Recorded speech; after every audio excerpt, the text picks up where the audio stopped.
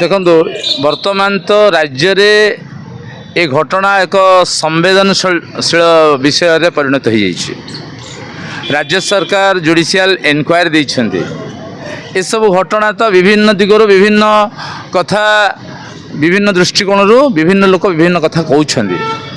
मात्र गोटे कथा हला भरतपुर थाना रे जहाँ भी घटना हो जदि कौन सी लोक किसी ग्रीवेंस नहीं कि थाना को गला थाना तरफ सेमानकु जो प्रकार व्यवहार करवा उचित सेमानकु जो भली रेस्पॉन्स करवा उचित से कथाटा हेई नथिला।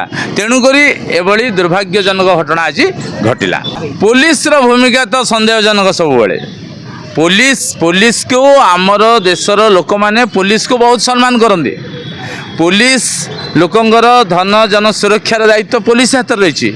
किंतु जदि राति अधरे जदि कौन सी लोक थाना को गला परे जदि पुलिस ताको सुरक्षा देवा बदल में तापर अत्याचार आरंभ करिवो तेबे तो ये कहजिवो ये शासन व्यवस्था किछि नाही, ये गुंडागर्दी शासन चली। आज्ञा पुलिस रो चरित्र या आज्ञा किछि पुलिस ऑफिसर भल अच्छी मु सब पुलिस ऑफिसर खराब बोली कहबिनी। बहुत भल भल ऑफिसर अच्छी बहुत लोक भल व्यवहार करती।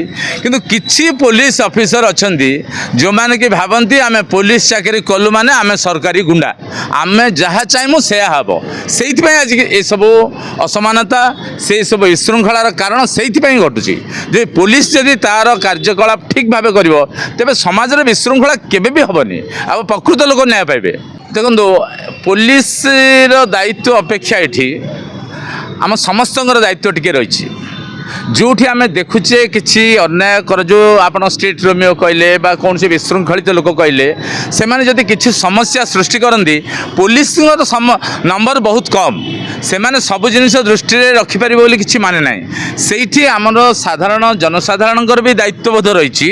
आम पुलिस को सहयोग करवा जदि कौटी किसी असुविधा होउची अन्याय होउची ताको प्रतिवाद करवा। आम जदि प्रतिवाद न करवा तेबे पुलिस एकाकी भी किसी करिपरिबो ना। एटा तो देखिले से जो वीडियो आमे तो घटना प्रत्यक्ष भाव देखिने वीडियो रे जहाँ देखा जाउची सेथिरे किछि ना किछि बांधवींगर रही दोष निश्चित भाव रही। पुलिस वन साइडेड किसी ओवरटेक करनी ए भितर किछि ना किछि एमानकर भी दोष रही। तेणु जुडिशियल इनक्वायरी होची घटना कौन प्रकृत में बाहर को आसीबो।